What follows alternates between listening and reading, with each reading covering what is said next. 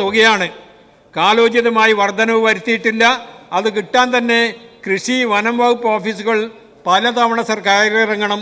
അതിന് പോലും ഈ തുക തികയില്ലെന്നാണ് സർ പരാതി. സർ, അത് മാത്രമല്ല, വന്യമൃഗ ആക്രമണം തടയുന്നതിനായി സർക്കാർ ചെലവഴിക്കുന്ന തുക പരിശോധിച്ചാൽ തന്നെ ഈ വിഷയത്തിൽ സർക്കാരിൻ്റെ അലംഭാവം എത്രത്തോളമാണെന്ന് വ്യക്തമാകും.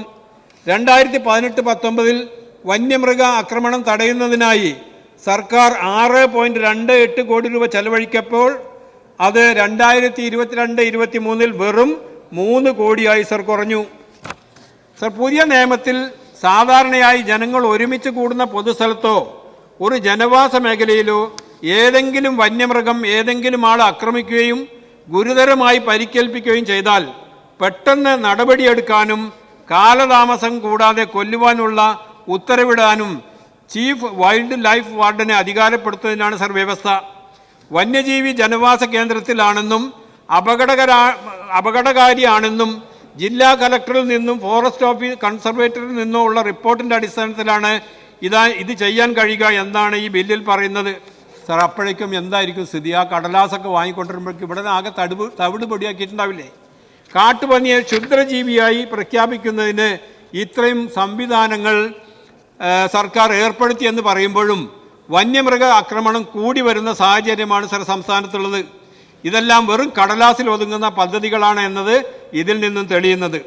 വനാതിർത്തിയിൽ സ്ഥാപിച്ച് വൈദ്യുത വേലികളുടെ അറ്റകുറ്റപ്പണികൾ പോലും സമയബന്ധിതമായി പൂർത്തീകരിക്കാൻ സർക്കാരിന് സാധിക്കുന്നില്ല. എത്രയും വേഗം തീർത്തില്ലെങ്കിൽ ഈ മേഖലയിലെ കൃഷിയും ജീവിതവും കൂടുതൽ ദുരിതപൂർണമാവും. വന്യമൃഗങ്ങളുടെ വരവിനെ തടയാൻ നാട്ടുകാർ പടക്കം പൊട്ടിച്ചും തകര ചെണ്ടകൾ മുഴക്കുന്ന സ്ഥിതിയിലാണ്. രാത്രി മാത്രമല്ല സർ, പകൽ സമയത്ത് പോലും കാട്ടുമൃഗങ്ങൾ മനുഷ്യവാസസ്ഥലങ്ങൾ ആക്രമിക്കുന്നത് വളരെ അധികം കൂടിയിട്ടുണ്ട്. കാട്ടാനകൾക്ക് സ്വൈരവിഹാരം നടത്തുന്നതിനായി വന്യജീവി കേന്ദ്രം തമ്മിൽ ബന്ധിപ്പിക്കുന്ന ആനത്താരകൾ കൂടുതലായി നിർമ്മിക്കാൻ സർക്കാർ തയ്യാറാവണം. ഇതൊന്നും ചെയ്യാതെ കടലാസിൽ മാത്രം ഒരു നിയമം ഉണ്ടാക്കി നമ്മൾ ഇവിടുന്നാണ്ട് പോകും സർ. കൃഷിക്കാർ വീണ്ടും കഷ്ടപ്പെടും. ഞങ്ങളാരും ഇതിനെ ബില്ലിനെ എതിർക്കുന്നില്ല. ഞങ്ങളെല്ലാവരും ഇതിനെ അവിടെ സാധാരണ കർഷകർക്കും മനുഷ്യർക്ക് സ്വന്തം ജീവരക്ഷാർത്ഥം ഗൺ ലൈസൻസ് കൊടുക്കാറുണ്ട് സർ. സർ, ഈ ഗൺ ലൈസൻസ് ഇപ്പോൾ പുതുക്കി കൊടുക്കുന്നില്ല. അതിൻ്റെ ഭാഗമായി വന്യമൃഗങ്ങൾ വരുമ്പോഴും സുരക്ഷയ്ക്ക് വേണ്ടിയും ഒക്കെ ഉപയോഗിക്കാവുന്ന ഈ ഗൺ ലൈസൻസ് പുതുക്കി കൊടുക്കാത്തത് മുഖാന്തരം ഈ മലയോര മേഖലയിലൊക്കെ ഗുരുതരമായിട്ടുള്ള പ്രതിസന്ധിയുണ്ട്. അതിനുള്ളതായിരിക്കുന്നൊരു മാർഗനിർദ്ദേശം ഡയറക്ഷനെങ്കിലും കൊടുക്കാൻ ഇതിൻ്റെ ഭാഗമായിട്ടാണെങ്കിലും ഒന്ന് സർക്കാർ ശ്രദ്ധിക്കുമെന്നുള്ള ശ്രദ്ധയപ്പെട്ടിട്ടുണ്ടോ? സാർ, ഞാൻ ഈ നിയമം പരിശോധിച്ചപ്പോൾ സെൻട്രൽ ആക്ടിൽ പറഞ്ഞിട്ടുള്ള പല പ്രൊവിഷൻസും, ഉദാഹരണത്തിന് ഷെഡ്യൂൾ 1, 2, 3 അവർ മൃഗങ്ങളെ കാറ്റഗറൈസ് ചെയ്തിട്ടുണ്ട്. ആ മൃഗങ്ങളെ കാറ്റഗറി മാറ്റാനോ ഈ വെർമിൻ ആനിമൽസായി ഡിക്ലെയർ ചെയ്യാനുള്ള പവർ സെൻട്രൽ ആക്ടിലാണ് എന്ന് നമ്മൾ കാണുമ്പോൾ ഇപ്പോൾ ഇവിടെ കൊണ്ടിരിക്കുന്ന നിയമത്തിൽ സംസ്ഥാന സർക്കാരായി ചെയ്യുന്നത് അണ്ടർ ആർട്ടിക്കിൾ 254 ഈ ഒരു ഡയറക്റ്റ് കോൺഫ്ലിക്റ്റ് വന്നാൽ ഈ നിയമത്തിൻ്റെ ഗതി എന്താവുന്നതാണ് അങ്ങ് പരിശോധിച്ചിട്ടുണ്ടോ അല്ലെങ്കിൽ ശ്രദ്ധിച്ചിട്ടുണ്ടോ? ആദ്യമായി നമ്മുടെ ബഹുമാനപ്പെട്ട സിദ്ദീഖ് മെമ്പർ ചോദിച്ചത് ഈ ഗൺ ലൈസൻസിൻ്റെ കാര്യം. ആ ഗൺ ലൈസൻസ് 2-3 വർഷമായിട്ട് സാർ അത് പുതുക്കി കൊടുക്കുന്നേ ഇല്ല. ചില പ്രത്യേക ഓഫീസർമാർ മലപ്പുറത്തൊക്കെ വന്നപ്പോൾ ഞങ്ങൾ തന്നെ പല പ്രാവശ്യം അവരോട് സംസാരിച്ചിട്ടുണ്ട്. അതൊന്നും കഴിയാത്തത് കൊണ്ട് മുഖ്യമന്ത്രിക്ക് നിവേദനം നൽകിയിട്ടുണ്ട്. ഇതുവരെ അത് കൃത്യമായിട്ട് നടക്കുന്നില്ല. ഒരു ഭാഗത്ത് കംപ്ലീറ്റ് ആയിട്ട് കൃഷി പന്നികളും മറ്റുള്ളതും നശിപ്പിക്കുകയാണ് സാർ. അതിനൊരു രക്ഷ നേടാൻ വേണ്ടി നമുക്ക് ആരെങ്കിലും ലൈസൻസുള്ള ഒരാൾ അന്വേഷിച്ച് നടക്കുകയാണെങ്കിൽ ലൈസൻസ് ആയിരുന്നു റിന്യൂ ചെയ്ത് കൊടുത്തില്ല, എല്ലാം പോലീസ് സ്റ്റേഷനിലാണ് തോക്ക് കിടക്കുന്നത്. ഇതാണ് സാർ ഇന്നത്തെ നമ്മളെ മലപ്പുറത്തും വയനാടും ഒക്കെ ഉള്ള ആ പ്രദേശത്തുള്ള ഏറ്റവും വലിയൊരു പ്രശ്നം. പിന്നെ രണ്ടാമത്തെ ബഹുമാനപ്പെട്ട വക്കീൽ ചോദിച്ചത്, അതിലൊരു സംശയമില്ല, ഈ നിയമം നമുക്ക് നിയമമാക്കി പാസ്സാക്കി ഇവിടുന്ന് അയക്കാം. പക്ഷേ ഇതിൻ്റെ ഭാവി വളരെ ഇരുളടഞ്ഞതാണ്. ജനങ്ങളെ പറ്റിക്കാൻ വേണ്ടിയുള്ള ഒരു വേറെ ഇലക്ഷൻ സ്റ്റണ്ട് മാത്രമായിട്ടാണ് ഞാൻ ഇതിനെ കാണുന്നത്. നമ്മളാരും ഇതിനെ എതിർക്കുന്നില്ല, ഞങ്ങളെല്ലാം ഹോൾ ഹാർട്ടഡ് സപ്പോർട്ട് തരുന്നുണ്ട്. പക്ഷേ അത് വാങ്ങിക്കൊണ്ടിരുന്നത് മന്ത്രിയുടെ കടമയാണെന്ന് മാത്രം പറഞ്ഞുകൊണ്ട് ഞാൻ എൻ്റെ വാക്കുകൾ. ശ്രീ സജീവ് ജോസഫിന് ബില്ല് ഒരു സെലക്ട് കമ്മിറ്റിയുടെ പരിഗണനയ്ക്ക് അയക്കണമെന്ന 2B നമ്പർ ഭേദഗതി പിന്താങ്ങി സംസാരിക്കാവുന്നതാണ്. സർ, വന്യമൃഗ അക്രമം കൊണ്ട്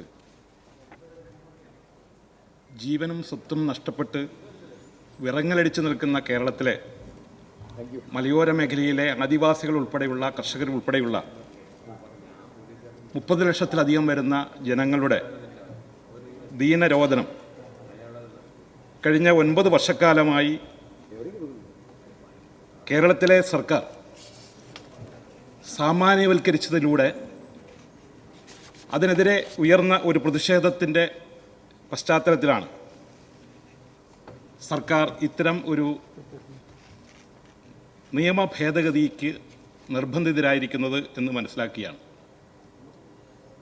സർ, വന്യജീവി അക്രമം തടയുന്നതിന് വേണ്ടിയുള്ള ഏതൊരു ചെറിയ നീക്കത്തെ പോലും, ഏതൊരു ഇടപെടലിനെ പോലും ഞങ്ങൾ പ്രതിപക്ഷം, കേരളത്തിലെ പൊതുസമൂഹം തുറന്ന മനസ്സോടെയാണ് ഇതിനെ കാണുന്നത്. പക്ഷേ ഇത്തരത്തിൽ 2 ബില്ലുകൾ ഇവിടെ അവതരിപ്പിക്കുമ്പോൾ അതിൻ്റെ പ്രായോഗികത, ആ ബില്ലുകൾ അവതരിപ്പിക്കുന്നതിലെ ആത്മാർത്ഥത സ്വാഭാവികമായും കേരളം ചർച്ച ചെയ്യും. 1961 കേരള വന ഭേദഗതി ബിൽ, 1972 കേന്ദ്ര വന്യജീവി സംരക്ഷണ ബിൽ, ഈ 2 ബില്ലുകളും യഥാർത്ഥത്തിൽ ഫലപ്രദമല്ല എന്ന് മാത്രമല്ല, 1961 കേരള വനം ബിൽ ദുരുദ്ദേശപരം കൂടിയാണ് എന്ന കാര്യം ഇവിടെ സൂചിപ്പിക്കട്ടെ. സർ, ബില്ലിലെ വ്യവസ്ഥകൾ,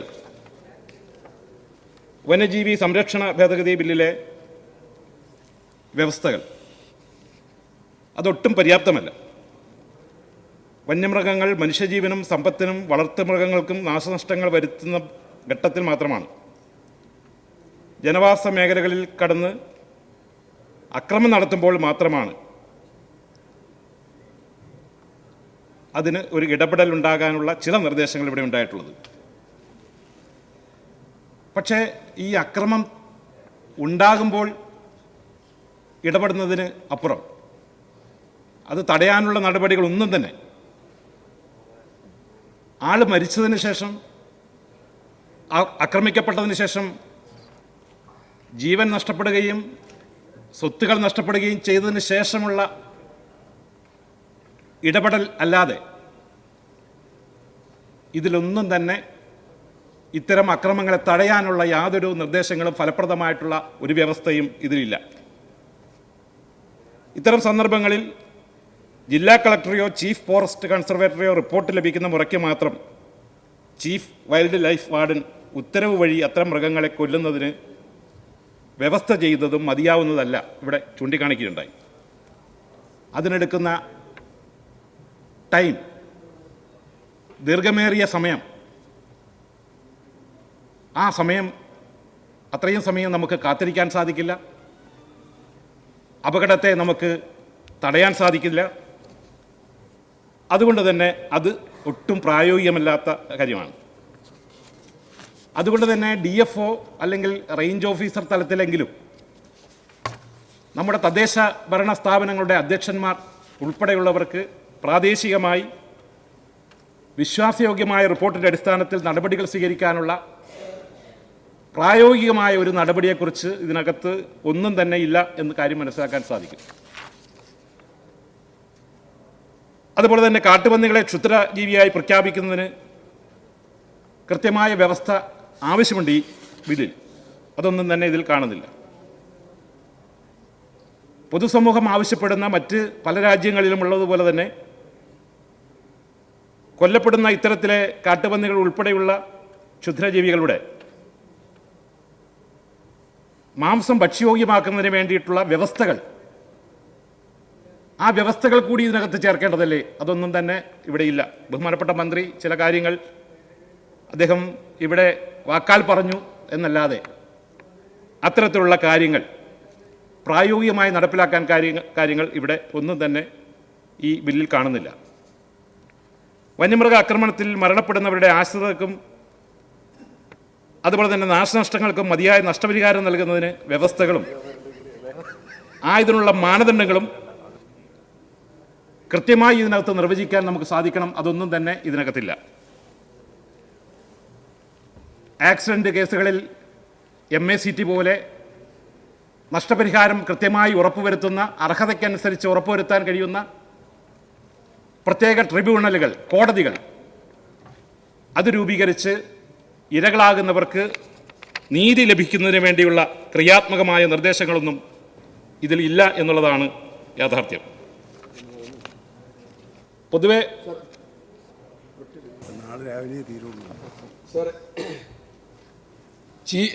ആക്ടിൽ പറഞ്ഞിട്ടുള്ള ഒരു കാര്യം, ചീഫ് വൈൽഡ് ലൈഫ് വാർഡന് ജില്ലാ കലക്ടർ ചീഫ് ഫോറസ്റ്റ് കൺസർവേറ്ററിൽ നിന്നുള്ള ഒരു റിപ്പോർട്ടിന്മേൽ കാലതാമസം കൂടാതെ അദ്ദേഹത്തിന് റിട്ടേൺ ഡയറക്ഷൻ കൊടുക്കാന്ന്. സർ, ഈ കാലതാമസം എന്നുള്ളത്, ഈ കാലം എന്ന് പറഞ്ഞാൽ എത്രയാ എന്നുള്ളതാണ് ഏറ്റവും പ്രധാനപ്പെട്ടത്. അവിടെയാണ് പ്രശ്നം. നിലവിലൊരു കൂട് വെക്കാൻ ഒരാഴ്ചയിലധികം സമയമെടുക്കുന്ന ഫോറസ്റ്റ് ഡിപ്പാർട്ട്മെന്റിന്റെ മേലെ ഈ കാലതാമസം കൂടാതെ എന്ന് പറഞ്ഞാൽ എത്രയാണ്? ഈ ബില്ല് കൊണ്ട് വല്ല ഉപകാരവും ഉണ്ടാവൂ എന്ന് പറഞ്ഞാൽ ആ കാലതാമസം, കാലം എന്ന് പറഞ്ഞാൽ എത്രയാണെന്ന് പറയണ്ടേ?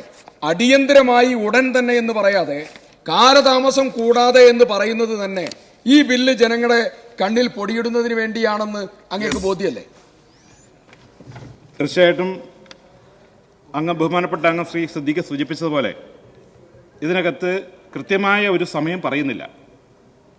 കാലതാമസമില്ല എന്ന് പറയുമ്പോൾ അതിനൊരു ടൈം ഡെഫിനിഷൻ ഇല്ല. ഇപ്പോൾ തന്നെ അതുമായി ബന്ധപ്പെട്ട നിരവധി പരാതികൾ ബഹുമാനപ്പെട്ട അംഗം ശ്രീ AP അനിൽകുമാർ ഇവിടെ സൂചിപ്പിക്കുകയുണ്ടായി. പലപ്പോഴും ഈ നടപടിക്രമങ്ങൾ വൈകുന്നത്, പലപ്പോഴും അവർ പറയുന്നത് ഇതിൻ്റെ പ്രൊസീജിയറൽ, സ്റ്റാൻഡേർഡ് ഓപ്പറേഷണൽ പ്രൊസീജിയർ എന്നാണ് പറയുക. ഇതൊക്കെ പൂർത്തിയാകുമ്പോൾ അവിടെ നിരവധിയായ അപകടങ്ങൾ നടന്നു കഴിയും. അപ്പം അതുകൊണ്ട് തന്നെയാണിത് ഒട്ടും പ്രായോഗികമല്ല എന്ന് പറയുന്നത്. മാത്രമല്ല, ഇവിടെ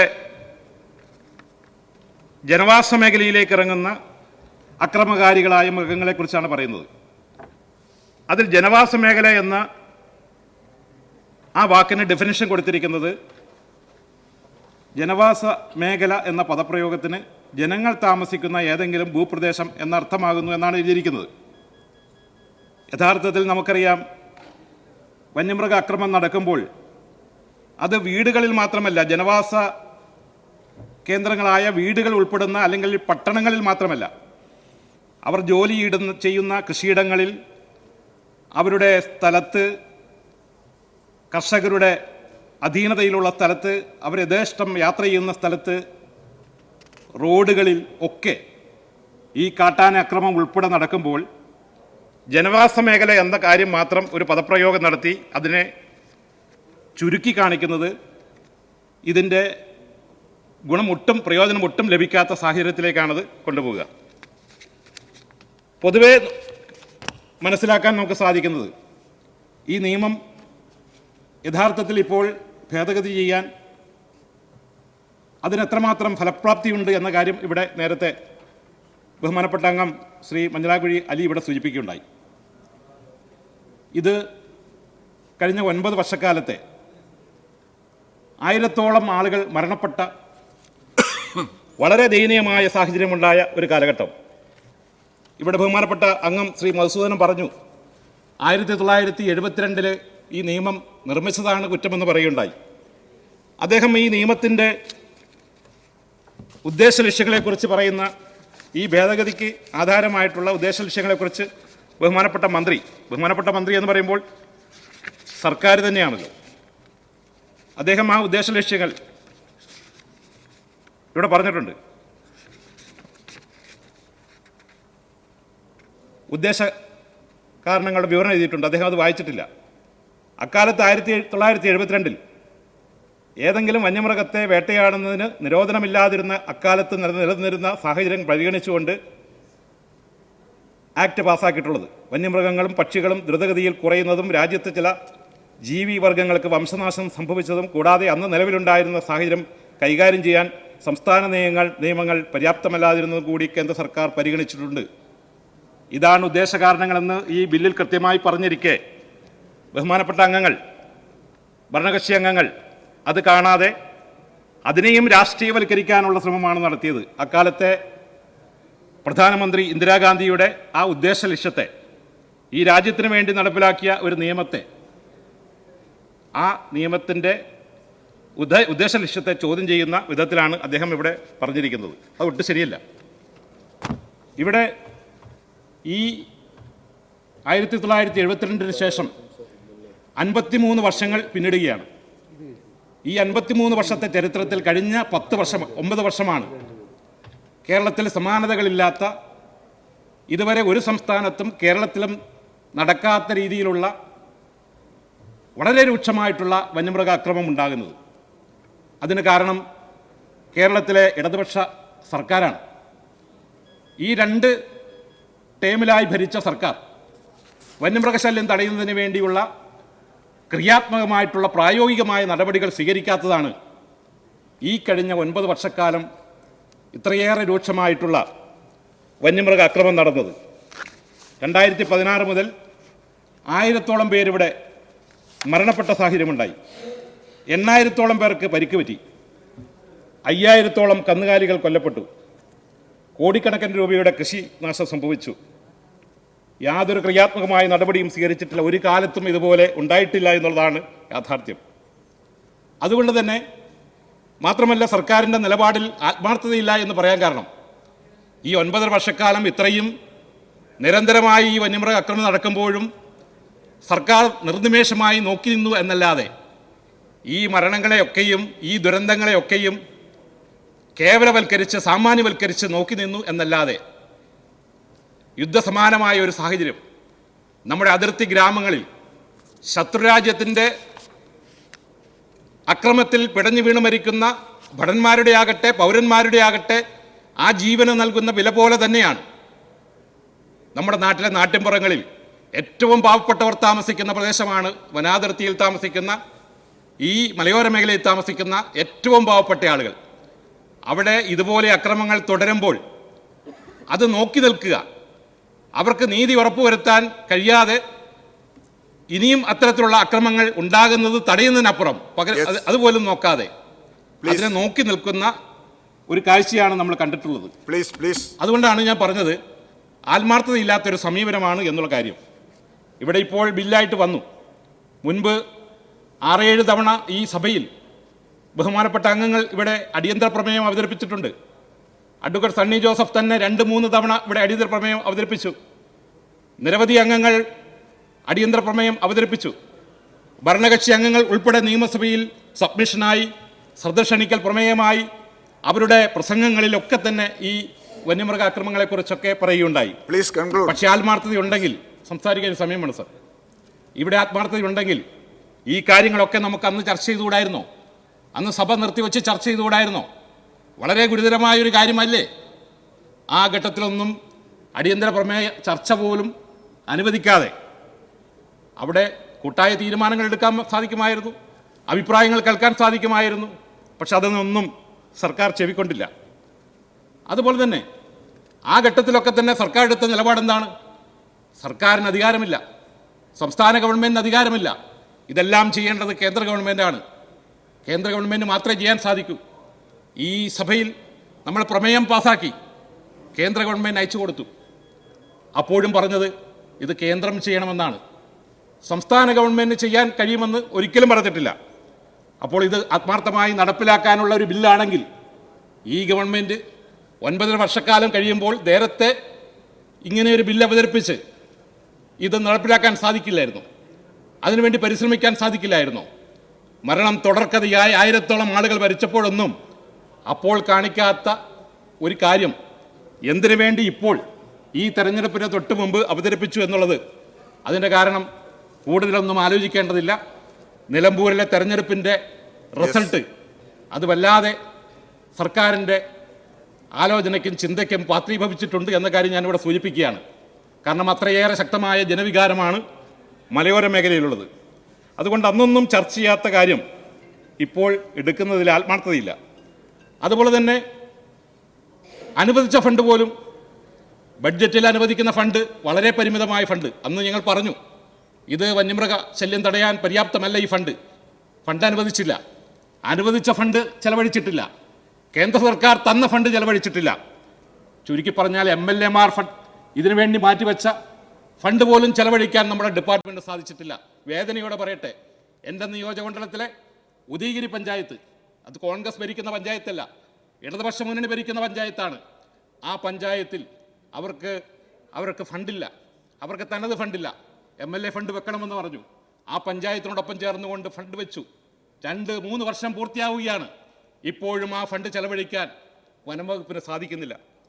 അതുപോലെ തന്നെ MLA ഫണ്ടല്ല, ഒരു ഫണ്ടും, ഫെൻസിങ് ആകട്ടെ, മറ്റ് പ്രതിരോധ സംവിധാനങ്ങളാകട്ടെ, മറ്റ് ആനവേലിയാകട്ടെ, ഇതൊന്നും തന്നെ അവിടെ നടപ്പിലാക്കാനുള്ള യാതൊരു ക്രിയാത്മകമായ നടപടിയും സർക്കാർ സ്വീകരിച്ചിട്ടില്ല. അതുകൊണ്ട് ഒട്ടും ആത്മാർത്ഥതയില്ലാത്തൊരു സമീപനമാണ് എന്നാണ് ഞാനിവിടെ ചൂണ്ടിക്കാണിക്കാൻ ആഗ്രഹിക്കുന്നത്. ഇവിടെ നേരത്തെ ഈ പ്രശ്നങ്ങളൊക്കെ നടക്കുമ്പോഴും അത് പരിഹരിക്കുന്നതിന് പകരം മാസങ്ങൾക്ക് മുമ്പ് ഇവിടെ കേരള വന നിയമം ഭേദഗതിക്കൊരു നീക്കം നടത്തി. അന്ന് അപ്പോൾ നമ്മൾ കരുതി ഇത് ജനങ്ങൾക്ക് വേണ്ടിയുള്ള ഒരു ബില്ലായിരിക്കുമെന്ന് കരുതി. പക്ഷേ ബില്ലിലേക്ക് നോക്കിയപ്പോഴാണ് കാണാൻ സാധിക്കുന്നത്, പൊതുവെ വനം ഉദ്യോഗസ്ഥരെ കൊണ്ട് പുറത്തുമുട്ടിയ ജനങ്ങളുടെ മുന്നിൽ അവരുടെ അധികാരം കൂടുതൽ അവർക്ക് നൽകി ഫോറസ്റ്റ് രാജ് സംസ്ഥാനത്ത് നടപ്പിലാക്കാനുള്ള ശ്രമമാണ് ആ ബില്ലിലൂടെ നടത്തിയത്. ശക്തമായ ജനപ്രതിഷേധം വന്നു.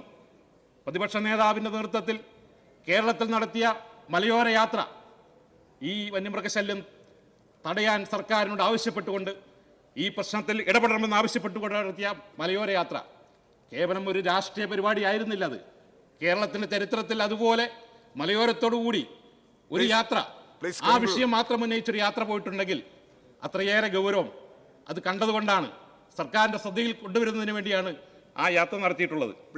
അതിൻ്റെയൊക്കെ ആ ഘട്ടത്തിലൊന്നും സർക്കാർ ഒരു അനുകൂലമായ നിലപാടുകൾ സ്വീകരിച്ചിട്ടില്ല. അതുപോലെ തന്നെ ഈ വനഭേദഗതി നിയമം 1961 ആ ഭേദഗതി നിയമത്തിലും അവിടെ ആവശ്യമായ കാര്യങ്ങളൊന്നും അതിൽ പ്രതിപാദിച്ചിട്ടില്ല. ഏറ്റവും ആദ്യം വേണ്ടത് റവന്യൂ ഭൂമിയും വനഭൂമിയും കൃത്യമായി വേർതിരിച്ച് കർഷകർക്ക് സുരക്ഷ ഒരുക്കുന്ന വ്യവസ്ഥ ഉണ്ടാക്കണമായിരുന്നു. അതവിടെ നൽകിയിട്ടില്ല. പകരം ഈ ഉദ്യോഗസ്ഥന്മാർക്ക് ഇവിടെ നമ്മൾ കണ്ടു, ഫോറസ്റ്റ് ഉദ്യോഗസ്ഥൻ എന്ന ഡെഫിനിഷനിൽ ഒരിക്കലും കാണാത്തൊരു സംഭവമാണ്. ഉയർന്ന ഫോറസ്റ്റ് ഉദ്യോഗസ്ഥന്മാരോടൊപ്പം തന്നെ വാച്ചർ വരെ, വാച്ചറല്ല, ആ വാച്ചറിന് ശേഷം ഒന്നുകൂടെ കൂട്ടിച്ചേർത്തിട്ടുണ്ട്, സർക്കാർ നിയോഗിക്കുന്ന താൽക്കാലിക ഉദ്യോഗസ്ഥന്മാർക്ക് പോലും ഉത്തരവാദിത്വം കൊടുക്കുന്ന, അധികാരം കൊടുക്കുന്ന, അധികാരം കൊടുക്കുന്ന ഒരു നടപടിയാണ് ഈ ബില്ലിലൂടെ ഉണ്ടായിട്ടുള്ളത്. അതുകൊണ്ട് ഈ ബില്ല് ദുരുപദിഷ്ടമാണ് എന്ന കാര്യം കൂടി ഞാൻ സൂചിപ്പിക്കട്ടെ. ഇവിടെ ഭൂരിപക്ഷം കൊണ്ട് പാസ്സാക്കാൻ സാധിക്കുമായിരിക്കും, പക്ഷേ ഈ ബില്ലിൻ്റെ ഭാവി എന്തായിരിക്കും ഇവിടെ ചൂണ്ടിക്കാണിക്കുകയുണ്ടായി. ആർട്ടിക്കിൾ 254 കൺകറന്റ് ലിസ്റ്റിൽ വരുന്ന, കേന്ദ്രത്തിനും കൂടി അധികാരം ലഭിക്കുന്ന ഒരു വിഷയം എന്ന നിലയിൽ ഇത് കേന്ദ്ര നിയമത്തിന് ഘടകവിരുദ്ധമായിട്ടുള്ള ഒരു നിയമം എന്ന നിലയിൽ മാത്രമേ അത് കേന്ദ്ര സർക്കാർ എടുക്കൂ, പ്രസിഡന്റ് എടുക്കൂ എന്ന കാര്യം നമുക്കറിയാം. എന്നിരുന്നാലും കേരളത്തിൻ്റെ പൊതുവികാരം അറിയിക്കുമ്പോൾ അനുകൂലമായ ഒരു തീരുമാനം ഉണ്ടാകട്ടെ എന്ന് നമ്മൾ ആഗ്രഹിക്കുകയാണ്, നമ്മൾ പ്രാർത്ഥിക്കുകയാണ്.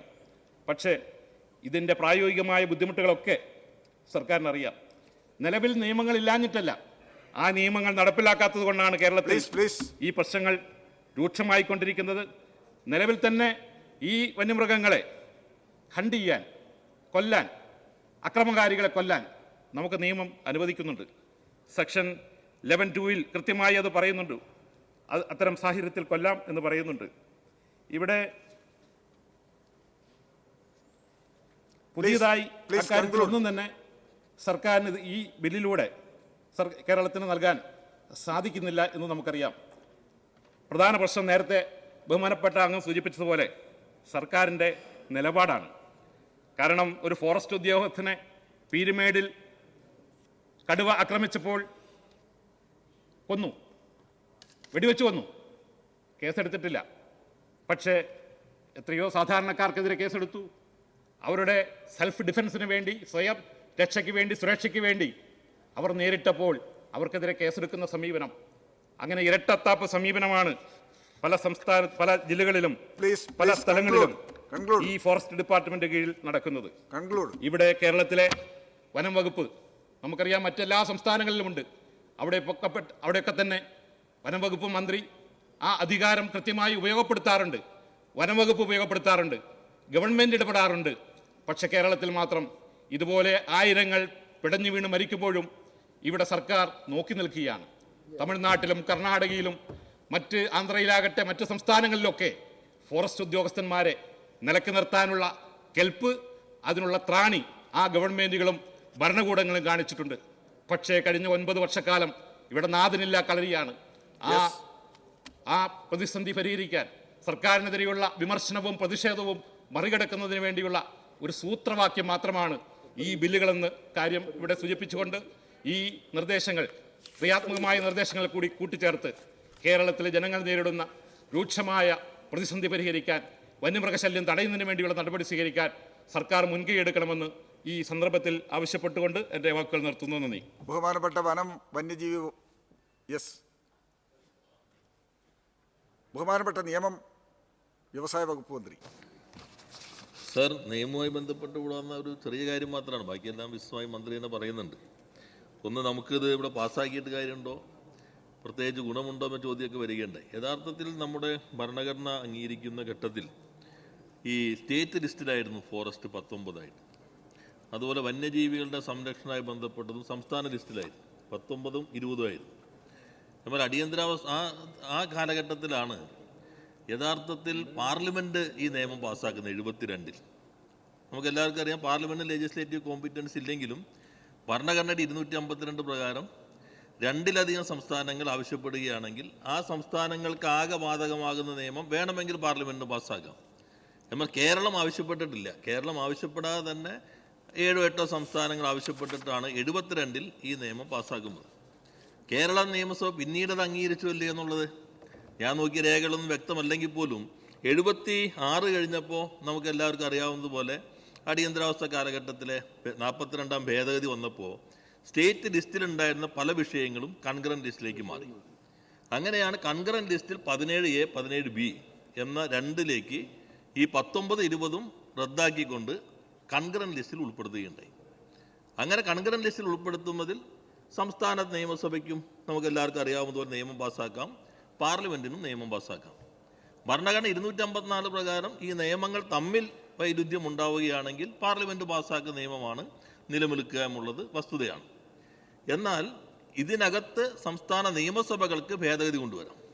നമ്മുടെ നിയമസഭ തന്നെ ഇപ്പോൾ CRPC, evidence act, right to property act, അതുപോലെ തന്നെ മറ്റ് ചില നിയമങ്ങളിലും എവിഡൻസ് ആക്ട്, IPC, ഇതിലെല്ലാം തന്നെ നമ്മുടെ നിയമസഭ ഭേദഗതി പാസ്സാക്കിയിട്ടുണ്ട്. ഈ നിയമത്തിൽ തന്നെ, ഈ കേന്ദ്ര നിയമത്തിൽ തന്നെ ആസാം നിയമസഭ ഭേദഗതി പാസ്സാക്കിയിട്ടുണ്ട് ഈ നിയമത്തിൽ തന്നെ. അതുപോലെ ജല്ലിക്കെട്ടുമായി ബന്ധപ്പെട്ട് prevention of cruelty against animals എന്നുള്ള നിയമത്തിൽ തമിഴ്നാട് നിയമസഭയും നിയമം പാസ്സാക്കിയിട്ടുണ്ട്. അപ്പോൾ നിയമം പാസ്സാക്കുന്നതിനുള്ള അധികാരം പൂർണ്ണമായിട്ടും സംസ്ഥാന നിയമസഭയ്ക്കുണ്ട്. അങ്ങനെ പാസ്സാക്കുമ്പോൾ നിയമം പ്രസിഡന്റിൻ്റെ അംഗീകാരം നേടേണ്ടതുണ്ട്. എന്നാൽ പാർലമെൻറ്റ് ഈ വികാരം ഉൾക്കൊണ്ട് നേരത്തെ പാസ്സാക്കേണ്ടതായിരുന്നു. അതാണ് കേരള നിയമസഭ പ്രമേയത്തിലൂടെ ആവശ്യപ്പെട്ടത്. നമ്മളിവിടെ ഏകകണ്ഠമായി തന്നെ പ്രമേയത്തിലൂടെ ആവശ്യപ്പെട്ടു. മുഖ്യമന്ത്രിയും അതുപോലെ വനമന്ത്രിയും തന്നെ ആവശ്യപ്പെട്ടു. പക്ഷെ പാർലമെൻറ്റ് ആ ചുമതല നിർവഹിക്കുന്ന രൂപത്തിലേക്ക് കേന്ദ്രം ഒരു പൊസിഷൻ എടുക്കാത്ത ഘട്ടത്തിലാണ് ഇത്തരമൊരു ഭേദഗതി അനിവാര്യമായിട്ട് വരുന്നത്. ബഹുമാനപ്പെട്ട മന്ത്രി പറഞ്ഞാൽ സമ്മതിക്കുന്നു. കൺകറന്റ് ലിസ്റ്റിൽ വന്ന ഒരു സബ്ജക്റ്റിൽ നമുക്ക് അമെൻമെൻറ്റ് കൊണ്ടുവരാനുള്ള ലീഗൽ കോമ്പിറ്റൻസ് നമുക്കുണ്ട്, ഹൗസിനുണ്ട്. പക്ഷേ അത് ക്വസ്റ്റ്യൻ 254 ആണ്. സെൻട്രൽ ആക്ട് ഓൾറെഡി അവിടെ ഉണ്ട്, വൈൽഡ് ലൈഫ് ആക്ട് ഉണ്ട്. സെൻട്രൽ ആക്ട് നിലനിൽക്കുന്ന സമയത്ത് അതിന് ഇൻകൺസിസ്റ്റൻ്റ് ആയിട്ടുള്ള പ്രൊവിഷൻസ് വെച്ചുകൊണ്ടുള്ള ഒരു അമെൻമെൻറ്റ് നമ്മൾ പാസ്സാക്കിയാൽ അത് നിലനിൽക്കുക എന്നുള്ളത് ഒരു വലിയ ക്വസ്റ്റ്യനാണ്. ഇതിനകത്ത് പ്രൊസീജിയറിൽ വലിയ വ്യത്യാസമുണ്ട്. അത് റൂളിലല്ല പ്രൊസീജിയർ പറഞ്ഞിരിക്കുന്നത്, വൈൽഡ് ലൈഫ് ആക്റ്റിൽ തന്നെയാണ്, അല്ലേ? ആക്റ്റിൽ തന്നെയുള്ള പ്രൊസീജിയറാണ്. അതായത് 2-3 ഐറ്റംസ് കഴിഞ്ഞാലേ വെടിവെക്കാൻ പാടുള്ളൂ. ആക്ട്, വൈൽഡ് ലൈഫ് ആക്റ്റിൽ പിടിക്കാൻ പറ്റുമോ എന്ന് നോക്കണം, അല്ലേ? കൂട്ടിലാക്കാൻ പറ്റുമോ എന്ന് നോക്കണം. ഇതൊക്കെ പരാജയപ്പെട്ട് കഴിഞ്ഞാൽ മാത്രമേ സെൻട്രൽ ആക്ട് അനുസരിച്ച് വെടിവെക്കാൻ പറ്റുള്ളൂ. അപ്പോൾ സെൻട്രൽ ആക്ടിലെ പ്രൊസീജിയറിന് വിരുദ്ധമായി, ഇൻകൺസിസ്റ്റൻ്റായി സ്റ്റേറ്റ് ലെജിസ്ലേച്ചർ നിയമം ഉണ്ടാക്കിയാൽ 254 ബാധിക്കും. അപ്പോഴും ഡോമിനേറ്റ് ചെയ്തേക്കുന്നത് പാർലമെൻറ്റ് പാസ്സാക്കിയ സെൻട്രൽ ആക്ട് ആവും. അപ്പോൾ ഇത് നിങ്ങളുടെ കാര്യം നമുക്ക് മനസ്സിലായി. കാരണം ഇവിടുന്ന് ഗവർണറുടെ അടുത്ത് പോവും, അവിടെ കുറച്ച് നാളിരിക്കും, അത് കഴിഞ്ഞിട്ട് പ്രസിഡന്റിൻ്റെ അടുത്തേക്ക് പോകും, അവിടെ കുറേ നാളിരിക്കും, അപ്പോഴേക്കും ഇലക്ഷൻ വരും, അപ്പോഴേക്കും വെടിവെക്കാൻ ഇവിടുന്ന് നിയമം പാസ്സാക്കിയെന്ന് വരില്ലല്ലോ. നിയമം പാസ്സാക്കുള്ളൂ, പേപ്പറിലേ ആവുള്ളൂ. അപ്പോൾ അതിൻ്റെ അകത്തുള്ളൊരു നിയമം ഇഷ്യൂ ഉണ്ട്. നമുക്കത് പൂർണ്ണമായ അധികാരം അമെൻമെൻറ്റ് കൊണ്ടുവരാനുള്ള അധികാരമുണ്ട്. പക്ഷേ സെൻട്രൽ ആക്ട് ഡോമിനേറ്റ് ചെയ്ത് നിൽക്കും എന്നുള്ളൊരു യാഥാർത്ഥ്യം അവിടെ നിൽക്കുകയാണ്. ഇത് നമ്മൾ സെൻട്രൽ ആക്ടിന് ഭേദഗതി കൊണ്ടുവരുമ്പോൾ 254(2) വളരെ ക്ലിയറാണ്. അതിനകത്ത് വ്യത്യസ്തത ഉണ്ടെങ്കിൽ പ്രസിഡന്റിൻ്റെ അംഗീകാരം വാങ്ങിയാൽ ആ ഭാഗം ഏത് നിയമസഭയാണോ നിയമം പാസ്സാക്കുന്നത് ആ സംസ്ഥാനത്ത് ബാധകമായിരിക്കും. പിന്നീട് പാർലമെൻറ്റിന് വേണമെങ്കിൽ അതിന് ഓവർറൂൾ ചെയ്യാവുന്ന പുതിയ നിയമം കൊണ്ടുവരാം. അപ്പോൾ നമ്മളിത് പാസ്സാക്കി കഴിഞ്ഞാൽ അത് സ്വാഭാവികമായിട്ട് നമ്മളെന്താ ചെയ്യേണ്ടത്? അങ്ങ് പറഞ്ഞ വളരെ ശരിയാണ്. അത് അവിടെയൊക്കെ എന്തെങ്കിലും തടസ്സം വന്നാൽ നമ്മൾ ഒന്നിച്ചങ്ങ് നിൽക്കണം. ഈ നിയമസഭ പാസ്സാക്കുന്ന ഒരു നിയമം അത് അതിവേഗത്തിൽ അങ്ങ് പറഞ്ഞ വളരെ ശരിയാണ്. ഇപ്പോൾ ഗവർണർ അത് പിടിച്ചു വയ്ക്കുന്നു, അപ്പോൾ നമ്മൾ ഒന്നിച്ച് നിൽക്കണം. അടിയന്തരമായിട്ട് തന്നെ പ്രസിഡന്റ് അയക്കണം. പിന്നെ അവിടെ ഞങ്ങളെക്കാൾ കൂടുതൽ നിങ്ങൾക്ക് ചെയ്യാൻ പറ്റുള്ളൂ. അങ്ങോട്ട് അയച്ചു കഴിഞ്ഞാൽ കൂടുതൽ പാർലമെന്റ് അംഗങ്ങൾ നിങ്ങളുടേതാണല്ലോ. അതുകൊണ്ട് നിങ്ങൾ ഉത്തരവാദിത്തം ഏറ്റെടുക്കുമ്പോൾ ഞങ്ങൾ അതിനോടൊപ്പം ഡൽഹിയിലേക്ക് വരാനും തയ്യാറാണ്. അല്ല, ഇതൊരു അക്കാഡമിക് ഡിബേറ്റാണ്, അതിൻ്റെ പൊതു താല്പര്യങ്ങൾ വെച്ചിട്ടാണ്. അല്ലല്ല, നിയമം ഞങ്ങൾ എതിർക്കുന്നില്ലല്ലോ. നിയമം എതിർക്കുന്നില്ല, ഞങ്ങൾ നിയമത്തെ എതിർക്കുന്നില്ല. ഞങ്ങൾ സപ്പോർട്ട് ചെയ്യണത് പാസ്സാക്കണം, നല്ല കാര്യം. പക്ഷേ ലീഗലി ഇത് നിലനിൽക്കോ ഇല്ല എന്നുള്ളൊരു ക്വസ്റ്റ്യൻ ഉണ്ട്. അത് ഞങ്ങൾക്ക് പറയാതിരിക്കാൻ പറ്റില്ല. അവർ കണ്ണിൽ പൊടിയിടാനുള്ള ഒരു സംഭവമായി അത് മാറാതെ ചെയ്യണം എന്നുള്ളതല്ല പ്രശ്നം. ലീഗൽ ഇഷ്യൂ ഉണ്ട്, അതില്ല എന്നും നമ്മൾ കണ്ണടച്ചിട്ട് കാര്യമില്ല. There is A legal issue, അത് കൈയടിച്ചുകൊണ്ട് ഇല്ലാതാവില്ല. ഇതിനകത്ത് വെച്ചിട്ടുണ്ടെങ്കിൽ നിയമത്തിൽ നോക്കുമ്പോൾ മൃഗം കാട്ടിനകത്ത് പുറത്തേക്ക് കിടക്കുന്ന കാര്യങ്ങൾ ഉൾപ്പെടെ നമുക്ക് വ്യാഖ്യാനിക്കാൻ കുറേ ഭാഗങ്ങളുണ്ട്. നമുക്ക് ഒന്നിച്ച് ശ്രമിക്കാം. ആ ഗവർണറെ കൊണ്ട് വൈകാൽ ഒന്നിച്ചവിടെ പോവാം. ഡൽഹിയിലും നിങ്ങൾ പാർലമെന്റ് ശക്തമായി നിൽക്കുക, ഞങ്ങളും അങ്ങോട്ട് വരാം. നമുക്ക് പരമാവധി ഇത് അംഗീകാരം നേടിയെടുക്കാൻ ശ്രമിക്കാം. ബഹുമാനപ്പെട്ട വനം വന്യജീവി വകുപ്പ് മന്ത്രി. സാർ, ഇത് ഇന്ന് നമ്മുടെ നിയമസഭ കേരളത്തിലെ മഹാഭൂരിപക്ഷം ജനങ്ങളെ സാരമായി ബാധിക്കുന്ന ഒരു പ്രശ്നം സംബന്ധിച്ചാണ് ചർച്ചകൾ നടത്തിയത്. ആ ചർച്ചകളിൽ സ്വാഭാവികമായും അനുകൂലമായും പ്രതികൂലമായും അഭിപ്രായങ്ങളുണ്ടാകും, നിർദ്ദേശങ്ങളുമുണ്ടാകും. അതാണല്ലോ ചർച്ച കൊണ്ട് ഉദ്ദേശിക്കുന്നത്. ആ അർത്ഥത്തിൽ ഇന്ന് നടന്ന ചർച്ചകൾ വളരെ ക്രിയാത്മകമായ ചർച്ചകളായിരുന്നു എന്നാണ് പൊതുവെ എനിക്കത് സംബന്ധിച്ച് പറയാനുള്ളത്. സർ, അതിൽ കേരള വന സംരക്ഷണ നിയമത്തിൽ വരുത്തിയിട്ടുള്ള മാറ്റമാണ് ഒന്നാമത്തെ പ്രശ്നമായി ഇവിടെ ചർച്ച ചെയ്യപ്പെട്ടത്. അതിൽ നമ്മൾ ഉദ്ദേശിച്ചത്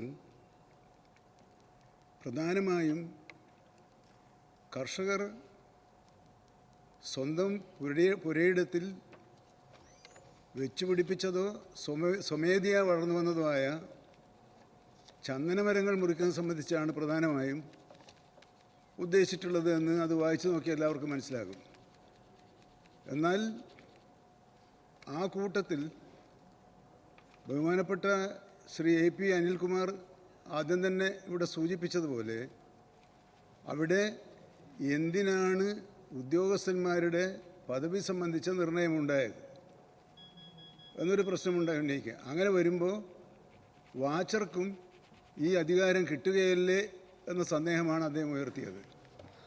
സർ, 1961 കേരള വന സംരക്ഷണ നിയമം പാസ്സാക്കിയത്. ആ നിയമത്തിൽ അന്ന് മുതൽ ഈ 2025 18/18 ഈ തീയതി 18/9/2025 വരെയുള്ള ഈ ദിവസത്തിൽ ഒരു മാറ്റവും ഇതുവരെ ഉണ്ടായിട്ടില്ല. അന്ന് ആ നിയമത്തിൽ എന്തൊക്കെ അധികാരങ്ങളാണോ ആർക്കൊക്കെ ഉള്ളത് ആ അധികാരങ്ങളിൽ ഒന്നും തന്നെ ഞങ്ങൾ തൊടാനേ പോയിട്ടില്ല. എന്നാൽ അതിൽ മാറ്റം വേണം എന്ന തരത്തിലുള്ളൊരു ആശയം ഇവിടെ വരികയുണ്ടായി. അത് നിർദ്ദേശമാണ് മറ്റേത് ശരിയായ കാര്യമല്ല. നിർദ്ദേശം അതിനുള്ള സാധ്യത സബ്ജക്ട്സ് കമ്മിറ്റിയിൽ നമുക്ക് പരിശോധിച്ച് വാച്ചർക്ക് ഇപ്പോൾ നിർണ്ണയിക്കപ്പെട്ടുള്ള അധികാരം നൽകേണ്ടതുണ്ടോ ഇല്ലയോ എന്ന് തുറന്ന മനസ്സോടെ പരിശോധിക്കാൻ ഗവൺമെൻറ് തയ്യാറാണ്. ഉണ്ടാകാനായിട്ട് സംസാരിച്ചപ്പോൾ രാവിലെ സംസാരിച്ച വിഷയമായിട്ട് ബന്ധപ്പെട്ട് ഈ വാച്ചർക്ക് ഇപ്പം നമ്മൾ ഈ കൊടുക്കുന്ന സ്റ്റാറ്റസ് വരുന്നു എന്നല്ലാതെ അധികാരം വ്യത്യാസം വരുന്നില്ലല്ലോ. അപ്പോൾ അതൊരു സംശയമായി വന്നുകൊണ്ടാണ് രാവിലെ അത് നമ്മൾ ഡിബേറ്റ് ചെയ്തൊരു സംശയമായതുകൊണ്ട് ചോദിച്ചതാണ്. അതൊന്ന് ഉറപ്പ് വരുത്തേണ്ടത്. ഇപ്പോൾ ക്യാബിനറ്റ് റാങ്ക് എന്ന് പറഞ്ഞാലും വ്യത്യാസമാണല്ലോ. എന്ന് പറഞ്ഞാൽ ഇത് നമ്മുടെ സിവിൽ പോലീസ് ഓഫീസർ എന്ന് പറയുന്ന പോലെ ഇദ്ദേഹത്തിന് കൊടുക്കുന്ന ഒരു സ്റ്റാറ്റസ് മാത്രമായിട്ടാണ് മനസ്സിലാക്കിയത്. അങ്ങനെയുള്ളൂ എന്നുള്ളതാണ് മന്ത്രി പറഞ്ഞപ്പം മനസ്സിലാക്കാനായിട്ട് കഴിഞ്ഞിട്ടുള്ളത്. ഒന്ന് ഉറപ്പ് വരുത്താനായിട്ട്. സമാനമായ ഒരു ബില്ല് റോഷിക്കറിയാം വന്നതാണ്. അതിന് ഡ്രാഫ്റ്റ് വന്നു കഴിഞ്ഞപ്പോഴേ നമ്മളത് എല്ലാ ഭാഗത്തു നിന്നും ഭരണപക്ഷത്തു നിന്നും പ്രതിപക്ഷം ശക്തമായിട്ട് അതിനെതിരായ ചില നിലപാടെടുത്തു. അതുമായി ബന്ധപ്പെട്ട ചില കാര്യങ്ങൾ ഈ ബില്ലിനകത്തോടി വരുന്നുണ്ടോ എന്നൊരു ആശങ്കയുണ്ട്. അതുകൊണ്ടാണ് ഞാൻ സൂചിപ്പിക്കാൻ കാരണം ടു സിയിൽ വരുന്ന ഒരു അഡീഷണൽ ആയിട്ട് ചേർക്കുന്ന കാര്യം. അപ്പോൾ അത് മിനിസ്റ്റർ പറഞ്ഞു സബ്ജക്റ്റ് കമ്മിറ്റി പോയിട്ട് വേണ്ട പോലെ നോക്കാമെന്ന് പറഞ്ഞു. വളരെ പോസിറ്റീവായി ഞാനതിനെ കാണുകയാണ്. അപ്പോൾ ആ രീതിയിൽ തന്നെ അതിൽ മാറ്റം ഉണ്ടാവും, നന്നായിരിക്കും. അല്ല, ബഹുമാനപ്പെട്ട അങ്ങ് പറഞ്ഞതിനെ നിഷേധിക്കുകയല്ല ഞാൻ ചെയ്തത്. അതിൻ്റെ അകത്തൊരു വ്യക്തത വരുത്താൻ ശ്രമിച്ചു എന്ന് മാത്രമേ ഉള്ളൂ. നമുക്ക് ഒരു വ്യക്തത ഇനിയും ആവശ്യമാണെങ്കിൽ തീർച്ചയായും സബ്ജക്ട്സ് കമ്മിറ്റി അത് പരിശോധിച്ച് വ്യക്തത വരുത്താനുള്ള നടപടികൾ സ്വീകരിക്കുന്നതിന് ഒരു മടിയും എനിക്കില്ല. ഞാൻ പിടിച്ച മുയലിന് 2 കൊമ്പ് എന്നൊരു വാശി നമുക്കാർക്കുമില്ല എന്ന് നിങ്ങൾ ആദ്യമേ മനസ്സിലാക്കേണ്ടതുണ്ട്. അപ്പോൾ അതുകൊണ്ട് സോറി 3 കൊമ്പാണെന്നാണ് പറയുന്നത്. ആയിക്കോട്ടെ, 3 കൊമ്പ്. പിന്നെ വന്നത് കേന്ദ്ര നിയമത്തിലെ മാറ്റവുമായി ബന്ധപ്പെട്ടാണ്.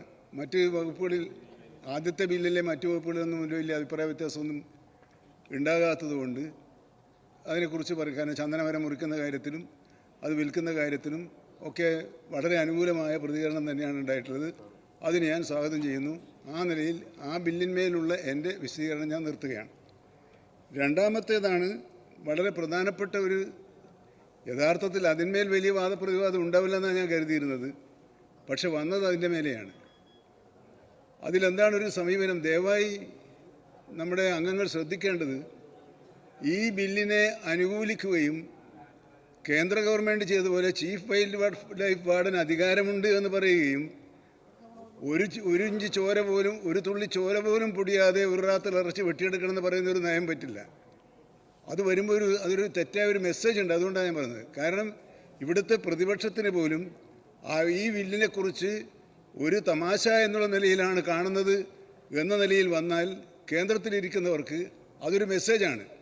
അപ്പോൾ ഈ കാര്യത്തിൽ ഒറ്റക്കെട്ടായി തന്നെയാണ് നമ്മളെല്ലാം നിൽക്കുന്നത് എന്ന് ബഹുമാനപ്പെട്ട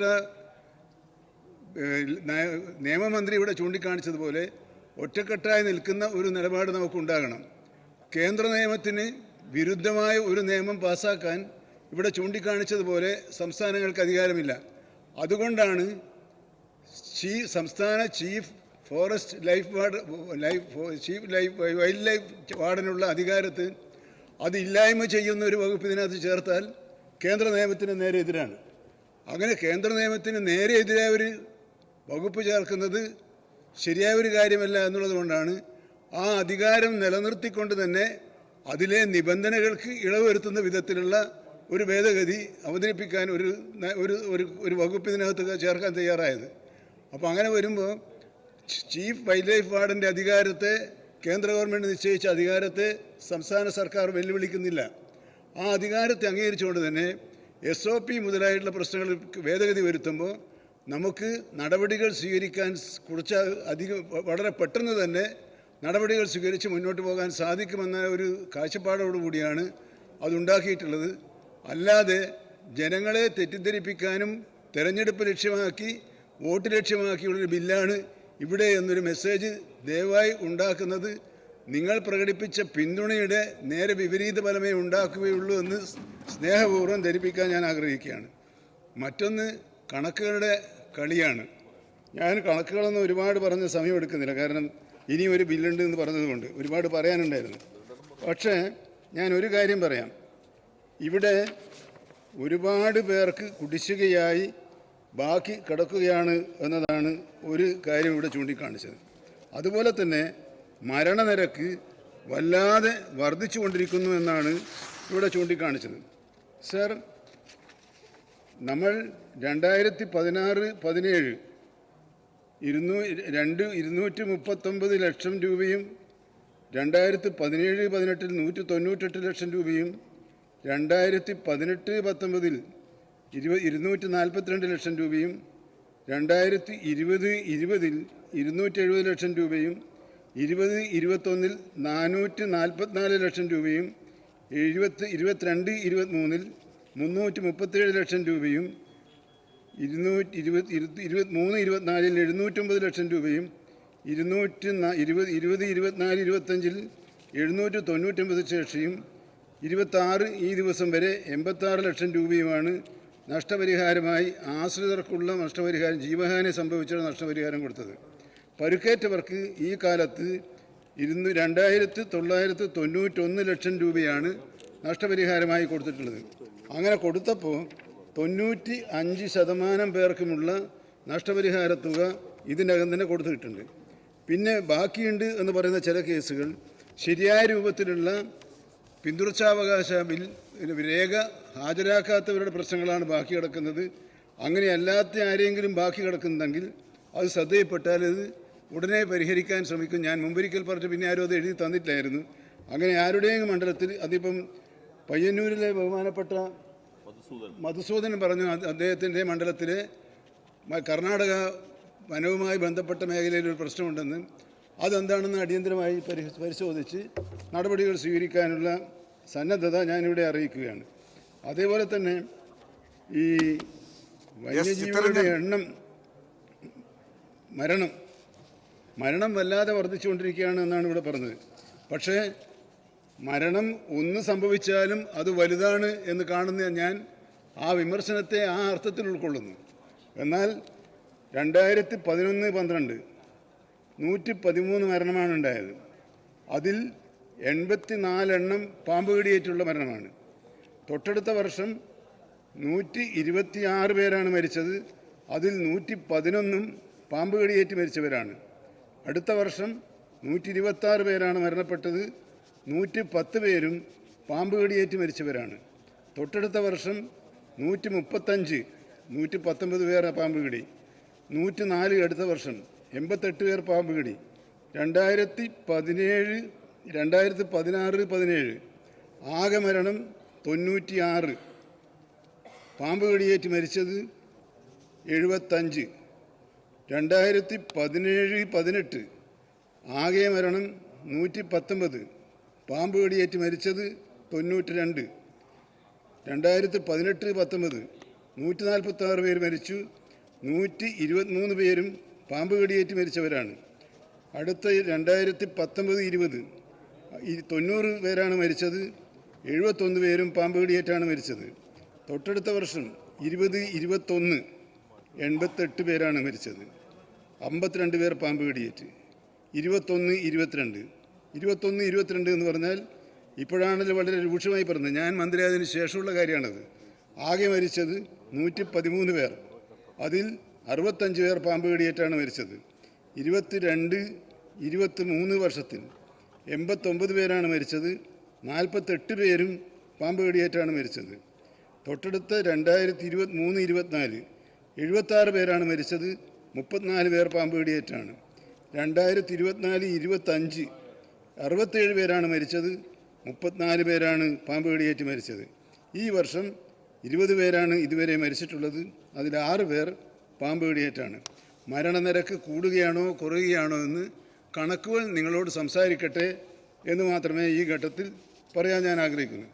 പക്ഷേ നമുക്ക് മനസ്സിലാക്കേണ്ടത്, ഞാൻ ആദ്യം ആവർത്തിക്കുന്നു, ഒരാൾ പോലും മരിക്കുന്നത് വലിയ പ്രശ്നമായി കാണുക എന്നതാണ് നമ്മുടെ ആവശ്യം. അങ്ങനെ കണ്ടുകൊണ്ട് പ്രശ്നത്തെ സമീപിച്ചാൽ മാത്രമേ നമുക്ക് ശരിയായ പരിഹാര മാർഗങ്ങളിലേക്ക് എത്താൻ കഴിയൂ. അതുകൊണ്ട് ഊതിപ്പെരിപ്പിച്ച കണക്കുകളുമായി വന്ന് ജനങ്ങളെ പരിഭ്രാന്തിയിലാക്കുന്നതിന് പകരം കണ്ടമാനം വർദ്ധിച്ചിട്ടില്ല, ഏറ്റക്കുറച്ചിലോടുകൂടി പല വർഷങ്ങളിലും ഉണ്ടായിട്ടുണ്ട്. പക്ഷേ അന്നുള്ളതിനേക്കാൾ മാധ്യമ ശ്രദ്ധയും ജനപ്രതിനിധികളുടെ ശ്രദ്ധയും ഇപ്പോൾ ഈ പ്രശ്നത്തിൽ പതിയുന്നു എന്നതാണ് സവിശേഷത. അതും നല്ല കാര്യമാണ്. നാട്ടിലുണ്ടാകുന്ന പ്രശ്നങ്ങൾ ജനങ്ങളുടെ മുമ്പാകെ എത്തിച്ചുകൊണ്ട് അതിന് പരിഹാരം കാണാൻ ജനപ്രതിനിധികളെ പ്രേരിപ്പിക്കുന്ന ഒരു രാഷ്ട്രീയമാണ് അതിൻ്റെ പുറകിലുള്ളതെങ്കിൽ അത് ശരിയായ ഒരു സമീപനമാണ്. ഞാൻ ആ നിലപാടിനെയാണ് സ്വാഗതം ചെയ്യുന്നത്. പക്ഷേ അത് ഏകപക്ഷീയമായ കടന്നാക്രമണമായി മാറാതിരിക്കുന്നതിന് ഇന്നത്തെ അംഗങ്ങൾ ഇവിടെ നല്ലതുപോലെ ശ്രദ്ധിച്ചിട്ടുണ്ട്. അത് ഞാൻ അവരോട് നന്ദി പറയാനും ഞാൻ ശ്രമിക്കുകയാണ്. സർ, ഇത് ഇനിയും ഒരുപാട് കാര്യങ്ങൾ പറയാനുണ്ടായിരുന്നു. പക്ഷേ ഞാനതിന് സമയമെടുക്കുന്നില്ല. കാരണം നിങ്ങളൊരു അനുകൂല മനോഭാവം പ്രകടിപ്പിച്ച കാര്യമായതുകൊണ്ട് തന്നെ തർക്കിച്ച് ബാധിച്ചു ജയിക്കാൻ ഞാനില്ല. അറിയേണ്ടത് അറിയാനും അറിയേണ്ടത് കേൾക്കാനും അറിയിക്കേണ്ടത് പറയാനും മാത്രമായി ഞാൻ ഈ സമയം ഉപയോഗപ്പെടുത്തുകയാണ്. അതുകൊണ്ട് ഒരപേക്ഷ കൂടി നമ്മുടെ ബഹുമാനപ്പെട്ട നിയമമന്ത്രി പറഞ്ഞതുപോലെ നമുക്കൊരുമിച്ച് ശുഭാപ്തി വിശ്വാസത്തോടു കൂടി ഈ നിയമം പാസ്സാക്കി കിട്ടാൻ കേന്ദ്ര ഗവൺമെൻറ്റിന് അഭ്യർത്ഥിക്കുന്ന കാര്യത്തിൽ ഇന്നിവിടെ നിന്ന് ഈ സഭ കൊടുക്കേണ്ട സന്ദേശം ഭരണകക്ഷി പ്രതിപക്ഷ ഭേദമന്യേ ഞങ്ങൾ ഒറ്റക്കെട്ടായി കേന്ദ്ര ഗവൺമെൻറ്റിനോട് ഈ ആവശ്യം ഉന്നയിക്കാൻ തയ്യാറാണ് എന്ന മെസ്സേജാണ് നമ്മൾ കൊടുക്കേണ്ടത്. ആ മെസ്സേജ് കൊടുക്കാൻ നിങ്ങൾ തയ്യാറാകും എന്ന് കാണുന്നതിൽ സന്തോഷം രേഖപ്പെടുത്തുന്നു. ബഹുമാനപ്പെട്ട തിരുവഞ്ചൂർ രാധാകൃഷ്ണൻ എന്തോ ചോദിക്കുന്നതിന് ഞാൻ അദ്ദേഹത്തിന് വഴങ്ങുന്നു. ഇപ്പോൾ ഒരു കാര്യം വളരെ സ്ട്രിക്ട്ലി ലീഗൽ ഇഷ്യൂ ആണ്. കാരണം നമ്മുടെ വനവിസ്തൃതി എന്ന് പറയുന്നത് കേരളത്തിൻ്റെ അതിർത്തി വിട്ട് ബന്ദിപ്പൂരെടുക്കൂ. ബന്ദിപ്പൂർ എന്ന് പറയുന്നത് കർണാടക കൂടി ചേരുന്നതാണ്. ട്രൈ ജംഗ്ഷൻ ഉണ്ട്, അതിൻ്റെ മറുവശം ഇവിടെ തമിഴ്നാടാണ്. അപ്പോൾ സ്വാഭാവികമായിട്ടും നമ്മളുടെ അതിർത്തിക്കെട്ടിനകത്ത് മാത്രം നമ്മളൊരു നിയമം കൊണ്ടുവന്ന് അതും സെൻട്രൽ ആക്ടിനകത്ത് കൺകറന്റ് ലിസ്റ്റിൽ പെട്ടതാണ് എന്നുള്ളത് കൊണ്ട് നമുക്ക് നിയമം കൊണ്ടുവരാം എന്നുള്ളതാണ് മന്ത്രി ഇവിടെ പറഞ്ഞതായിട്ട് ഞാൻ മനസ്സിലാക്കുന്നത്. അപ്പോൾ കൺകറന്റ് ലിസ്റ്റിൽ പെട്ടതാണെങ്കിലും നമുക്ക് മറ്റ് സ്റ്റേറ്റുകളെ ബാധിക്കുന്ന ടെറിട്ടോറിയൽ ജൂറിസ്ഡിക്ഷനിൽ വനവിസ്തൃതി എന്ന് പറയുന്നത് അവരുടെ അതുകൂടെ ചേർന്നതാണ്. അല്ലാതെ നമ്മളിപ്പോൾ കടുവ വരുന്നത് കേരളത്തിൻ്റെ അതിർത്തി അല്ലെങ്കിൽ കർണാടകത്തിൻ്റെ അതിർത്തി അത് കടുവയ്ക്ക് അത് നോട്ടമില്ല. ഒരു സെക്കൻഡ് ഞാനത് ചോദിച്ചിട്ട് പറഞ്ഞോളൂ. അങ്ങനെ കടുവയ്ക്ക് അങ്ങനെ ഒരു നോട്ടമൊന്നുമില്ലല്ലോ. അതാണ് നമ്മളുടെ ശ്രീ AP അനിൽകുമാർ ഇവിടെ അങ്ങയോട് ചോദിച്ചത്. ഇത് നമ്മൾ ആത്മാർത്ഥമായിട്ടാണ് ചെയ്യുന്നത് എങ്കിൽ ഇതിൻ്റെ ഉപദ്രവത്തിൽ നിന്ന് ജനങ്ങളെ രക്ഷിക്കാൻ പറ്റത്തക്ക വിധത്തിൽ പ്രാപ്തമായ ഒരു നിയമത്തിലേക്ക് വരണം. ആ നിയമത്തിൽ സ്വാഭാവികമായിട്ടും നമുക്കിത് കവർ ചെയ്യാൻ കഴിയുമോ എന്നെനിക്കറിയില്ല. അങ്ങ് നിശ്ചയമായിട്ടും ഇത് പരിശോധിച്ചിട്ടുണ്ടാകാൻ സാധ്യതയുണ്ട്. അതുകൊണ്ട് ഈ നിയമം കൊണ്ട് എന്തു ഗുണം എന്നൊരു ചോദ്യം കൂടി ഉണ്ട്. ആ ചോദ്യത്തിന് അങ്ങ് ഉത്തരം പറഞ്ഞില്ല എന്നുള്ളതാണ് എൻ്റെ വിഷമം. ഉത്തരവേ ഉള്ളൂ. കാരണം വനം വകുപ്പ് മന്ത്രിയായി പ്രവർത്തിച്ച ഒരു മുൻമന്ത്രിയാണല്ലോ അങ്ങേക്ക് ഇതുപോലെ തന്നെ ഇത് സംബന്ധിച്ച ധാരാളം ധാരണകളുണ്ട് എന്ന് എനിക്കറിയാം. പക്ഷേ നമ്മുടെ ഈ നിയമം എവിടത്തേക്കാണ് ബാധകം? വനത്തിന് വെളിയിൽ വന്ന് ജനവാസ മേഖലകളിലും കൃഷിമേഖലയിലും വരുന്ന മൃഗങ്ങൾക്കാണ്. അത് കർണാടക ഫോറസ്റ്റാണ്, അത് അവർ നോക്കിക്കോളും. നമ്മുടെ സ്ഥലത്താണ് വന്നെങ്കിൽ നമ്മൾ നോക്കും. വനത്തിനകത്തുള്ള ജീവികൾ സംബന്ധിച്ച പ്രശ്നമാണ് താങ്കളോട് ഉന്നയിച്ചത്. അത് വരുമ്പോൾ നമുക്ക് പറയാൻ കഴിയില്ല. എന്നാൽ ഇത് വനത്തിന് പുറകെ ഇറങ്ങി വരുന്നത് കർണാടകത്തിലാണെങ്കിൽ അവർ നോക്കുമല്ലോ.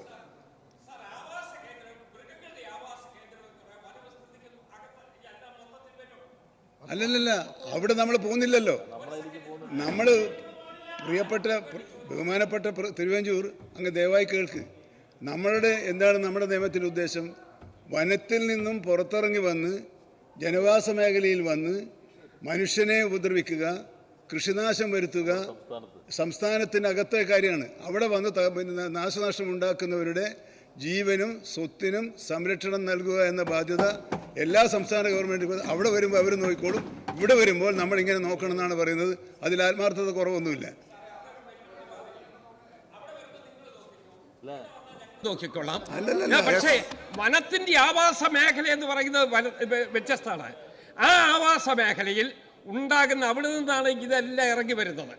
അപ്പൊ എന്താ അങ്ങേക്ക് എന്തോ പറയാനുണ്ട്? നമ്മൾ ഈ കാണുന്നത് ഇത് കേരളത്തിൽ നമ്മൾ ഈ പാസ്സാക്കുന്ന നിയമം കേന്ദ്ര നിയമത്തിന്റെ ഭേദഗതിയാണെങ്കിലും ആ നിയമം പ്രസിഡന്റ് അംഗീകാരം നൽകിയാലും അത് പ്രയോഗമുള്ളത് കേരളത്തിനകത്ത് മാത്രമാണ്. അപ്പോൾ ഈ മൃഗങ്ങൾ കേരളത്തിനകത്ത് ഈ പറയുന്ന സ്ഥലത്ത് വന്നാൽ ഈ നിയമം പ്രയോഗിക്കുക. ഇനി കർണാടകയിൽ വേണമെന്ന് നിങ്ങൾക്ക് ആഗ്രഹമുണ്ടെങ്കിൽ ഈ സെഷൻ പുറകിലേക്ക് വരുന്ന വിഷ്ണുവിനോട് പറഞ്ഞാൽ അവരവിടെ കൂടുമ്പോൾ ഇതുപോലൊരു നിയമം അവരവിടെ ആലോചിക്കും. അപ്പോൾ ആ പ്രശ്നം അവർക്ക് അവിടെയും കൈകാര്യം ചെയ്യാം. പറയുന്നത് യഥാർത്ഥത്തിൽ പ്രശ്നത്തിൻ്റെ പരിഹാരത്തിലില്ല.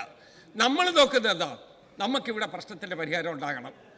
ഇനി നമ്മുടെ ആളുകളെ ഈ കടുവ പിടിച്ച്, പുലി പിടിച്ച്, ആന ചവിട്ടി, കുരങ്ങ് കടിച്ച് മരിക്കുന്നതിന് ദുർമരണത്തിൻ്റെ എണ്ണം കുറയ്ക്കണം. അങ്ങിപ്പോൾ പറഞ്ഞതനുസരിച്ചാണ് പാമ്പ് കടിയാണ് ഏറ്റവും കൂടുതൽ. അപ്പോൾ പാമ്പിനെതിരായിട്ടൊരു നിയമം കൊണ്ടുവന്നോ? ഇല്ലെങ്കിൽ ഈ നിയമം കൊണ്ട് പാമ്പിൻ്റെ എന്തെങ്കിലും കാര്യം തീരുമോ? തീരത്തില്ലല്ലോ. അപ്പോൾ ഇഷ്യൂ അവിടെ പുറത്ത് നിൽക്കുകയാണ്. ഈ ഇഷ്യൂ വന്യമൃഗങ്ങളായിട്ട് നമ്മുടെ നാട്ടിൽ ഉപദ്രവം ഉണ്ടാക്കിക്കൊണ്ടിരിക്കുന്നത് 3-4 ക്ലാസിഫൈഡ് ആയിട്ടുള്ള മൃഗങ്ങളെക്കുറിച്ച് പറഞ്ഞു. അങ്ങ് പറഞ്ഞതിനകത്തും ഒരു പ്രശ്നമുണ്ട് സാർ. ഇവിടെ ശ്രീ AP അനിൽകുമാർ അത് പറഞ്ഞത്, കടുവ പിടിക്കാൻ വരുമ്പോൾ ചീഫ് വൈൽഡ് ലൈഫ് വാർഡന്റെ പെർമിഷൻ മേടിച്ച് നമുക്ക് നോക്കാൻ പറ്റുമോ? കടുവ പിടിക്കാൻ വരുമ്പോൾ നമ്മൾ ആരുടെയെങ്കിലും ഒരു പെർമിഷൻ കിട്ടട്ടെ. ബഹുമാനപ്പെട്ട തിരുവഞ്ചൂർ, ഇപ്പോഴത്തെ നിയമം എന്താണ്? നിലവിലുള്ള നിയമം എന്താണ്? പ്ലീസ്, നിലവിലുള്ള നിയമം എന്താണ്? പഞ്ചായത്ത് കമ്മിറ്റി കൂടണം, ഫീറ്റ് ഫോറസ്റ്റ് ഓഫീസറെ അറിയിക്കണം, DFOനെ അറിയിക്കണം, CCFനെ അറിയിക്കണം, ചീഫ് വൈൽഡ് ലൈഫ് വാർഡനെ അറിയിക്കണം. അങ്ങോട്ട് അതിനാണ് കാലതാമസം ഉണ്ടത്. ആ കാലതാമസം ഒഴിവാക്കാനാണ് ക്ഷുദ്രജീവിയായി പ്രഖ്യാപിച്ച് കിട്ടിയാൽ ഈ സംസ്ഥാനം വന്യജീവി ആക്രമണം ഒരു സവിശേഷ ദുരന്തമായി പ്രഖ്യാപിച്ച സാഹചര്യത്തിൽ ജില്ലാ കളക്ടർമാർക്ക് അടിയന്തരമായും ഇടപെടാനുള്ള സാഹചര്യമാണ് ഫലത്തിൽ ഇവിടെ ഉണ്ടാകാൻ പോകുന്നത്. ബാക്കി നമുക്ക് ഞാൻ പറഞ്ഞാൽ നമുക്ക് സബ്ജക്ട് കമ്മിറ്റിയിൽ എന്താണെന്ന് വെച്ചാൽ കൂടുതൽ ഫലപ്രദമാക്കാൻ വേണ്ടി. രണ്ടാമത്തത്, പ്ലീസ് അങ്ങ് പറഞ്ഞ ഞാൻ പറയട്ടെ. രണ്ടാമത്തത്, പാമ്പുകളെ കൊല്ലുന്നതിന് ഇപ്പോൾ ഒരു നിയന്ത്രണമില്ല. പാമ്പുകളെ പിടിക്കാനും കൊല്ലുന്നതിനും ഒരു നിയന്ത്രണമില്ല എന്ന് മാത്രമല്ല, സർപ്പ ആപ്പ് എന്ന ഒരു പുതിയ സങ്കേതത്തിലൂടെ പാമ്പുകളുടെ വിവരം അറിയിച്ചാൽ അതിനെ പിടികൂടാനും സൂക്ഷിക്കാനും ആവശ്യമായ ഫലപ്രദമായ ഇടപെടൽ ഇപ്പോൾ വനം വകുപ്പ് നടത്തുന്നുണ്ട്. അപ്പോൾ പാമ്പുകൾക്ക് വേണ്ടി വേറെ നിയമമൊന്നും വേണ്ട, ഇപ്പോൾ ഉള്ള നിയമം തന്നെ മതി. അതുകൊണ്ട് ദയവായി നമുക്ക് സബ്ജക്ട് കമ്മിറ്റിയിൽ കൂടുതൽ ശക്തിപ്പെടുത്താൻ ആവശ്യമായ നിർദ്ദേശങ്ങൾ സ്വാഗതാർഹമാണെന്ന് ഞാൻ പറഞ്ഞു. ഇപ്പോൾ തന്നെ ഇവിടെ വന്നിട്ടുള്ള 2 കാര്യങ്ങളാണ്. ഈ അധികാരം നൽകുന്ന കാര്യത്തിൽ വാച്ചർമാർക്കുള്ള അധികാരവും സംബന്ധിച്ച ഇവിടെ മധുസൂദനൻ MLA ഇവിടെ ചൂണ്ടിക്കാണിച്ച കാര്യവും നമുക്ക് പ്രത്യേകമായി പരിശോധിക്കാൻ സാധിക്കുന്നതാണ്. അതുകൊണ്ട് ദയവായി ഈ 2 ബില്ലുകളും സബ്ജക്ട് കമ്മിറ്റിക്ക് അയക്കണമെന്ന പ്രമേയം ഐക്യകണ്ഠേന പാസ്സാക്കി തരണമെന്ന് അഭ്യർത്ഥിക്കുന്നു. ഇരിക്കണം. വി ജോയി, 2025 കേരള വനം ഭേദഗതി ബിൽ പൊതുജനാഭിപ്രായം ആരായുന്നതിനായി സർക്കുലേറ്റ് ചെയ്യണമെന്ന് അങ്ങയുടെ 1A നമ്പർ ഭേദഗതി പ്രസ് ചെയ്യുന്നുണ്ടോ? സഭയുടെ അനുമതിയോടെ പിൻവലിച്ചിരിക്കുന്നു. ശ്രീ AP അനിൽകുമാർ, 2025 കേരള വനം ഭേദഗതി ബിൽ ഒരു സെലക്ട് കമ്മിറ്റിയുടെ പരിഗണനയ്ക്ക് അയക്കണമെന്ന അങ്ങയുടെ 2B നമ്പർ ഭേദഗതി പ്രസ് ചെയ്യുന്നുണ്ടോ? ഇല്ല, ഭേദഗതി തള്ളിയിരിക്കുന്നു. ശ്രീ മുഹമ്മദ് മുഹസിൻ, 2025 വന്യജീവി സംരക്ഷണ കേരള ഭേദഗതി ബിൽ പൊതുജനാഭിപ്രായം ആരായുന്നതിനായി സർക്കുലേറ്റ് ചെയ്യണമെന്ന അങ്ങയുടെ 1A നമ്പർ ഭേദഗതി പ്രസ് ചെയ്യുന്നുണ്ടോ? സഭയുടെ അനുമതിയോടെ ഭേദഗതി പിൻവലിച്ചിരിക്കുന്നു. ശ്രീ TI മധുസൂദനൻ, 2025 വന്യജീവി സംരക്ഷണ കേരള ഭേദഗതി ബിൽ ഒരു സെലക്ട് കമ്മിറ്റിയുടെ പരിഗണനയ്ക്ക് അയക്കണമെന്ന അങ്ങയുടെ 2B നമ്പർ ഭേദഗതി പ്രസ് ചെയ്യുന്നുണ്ടോ? സഭയുടെ അനുമതിയോടെ ഭേദഗതി പിൻവലിച്ചിരിക്കുന്നു. 2025 കേരള വനം ഭേദഗതി ബിൽ, 2025 വന്യജീവി സംരക്ഷണ കേരള ഭേദഗതി ബിൽ എന്നിവ വനവും പരിസ്ഥിതിയും വിനോദസഞ്ചാരവും സംബന്ധിച്ച സബ്ജക്ട് കമ്മിറ്റി 10ന്റെ പരിഗണനയ്ക്ക് അയക്കണമെന്ന ഉപക്ഷേപത്തെ അനുകൂലിക്കുന്നവർ, പ്രതികൂലിക്കുന്നവർ, ഉപക്ഷേപം സഭ അംഗീകരിച്ചിരിക്കുന്നു. ബില്ലുകൾ സബ്ജക്ട് കമ്മിറ്റി 10ന്റെ പരിഗണനയ്ക്ക് അയക്കുന്നു.